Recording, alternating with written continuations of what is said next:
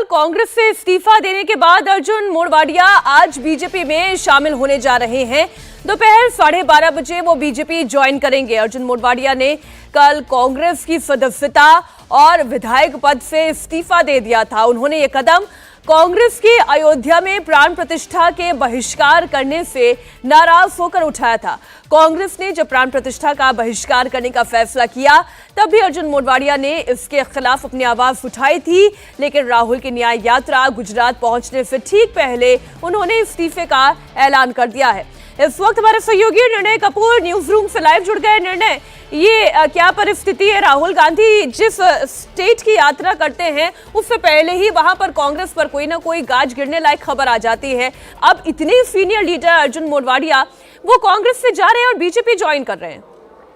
बिल्कुल, इनफैक्ट कांग्रेस के पास एक तरह से अब देखा जाए तो गुजरात में अब कुछ बचा नहीं है। इनफैक्ट कांग्रेस को अब ये सोचना पड़ेगा कि आखिर कैसे अपने आप को रीऑर्गेनाइज करे, कैसे अपने आप को रीग्रुप करे, क्योंकि मैं आपको बता दूं कि गुजरात में यदि अगर हम कहें तो ज़मीन से जुड़ा हुआ सिर्फ एक ही नेता उनके पास बचा था अर्जुन मोढवाडिया के फॉर्म में, जो कि कार्यकर्ताओं के साथ पूरी तरह कनेक्टेड था। अब भी आप सोचिए, इतना बड़ा ऑनस्लॉट था बीजेपी का 2022 में, उसके बावजूद वो अपनी सीट निकाल करके लाए थे पोरबंदर से, जब कांग्रेस ने सिर्फ 17 सीटें महज जीती। और मैं आपको बता दूं, ये भी बीजेपी की रणनीति का एक भाग ही है कि जब राहुल गांधी की एंट्री हो रही है गुजरात में, उससे ठीक 2 दिन पहले अर्जुन मोढवाडिया से रिज़ाइन करवाया गया। हमें जो जानकारी मिली थी उस हिसाब से अर्जुन मोढवाडिया पिछले 4-5 महीने से बीजेपी के संपर्क में थे और वो रिज़ाइन करने का मन बना चुके थे। इनफैक्ट बीजेपी को फीलर्स भी भेज चुके थे, उनकी कुछ बातचीत भी हुई थी। लेकिन आप देखिए जिस प्रकार से हर जगह हो रहा है, जब राहुल गांधी उस स्टेट का दस्तक देते हैं उससे पहले कोई ना कोई झटका उन्हें दिया जाता है, और जिससे कि कांग्रेस का जो मनोबल है वो और टूटे।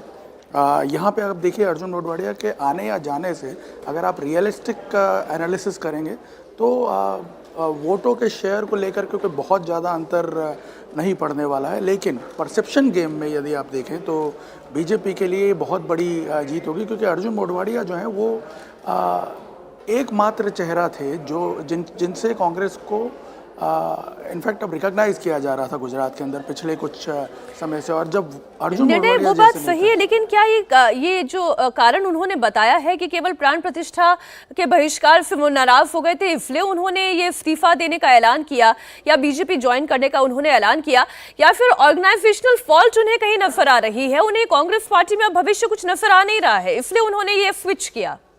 जी बिल्कुल, जो आपने कहा कि कांग्रेस पार्टी में उन्हें कोई भविष्य नज़र नहीं आ रहा है, ये बात बिल्कुल सही है।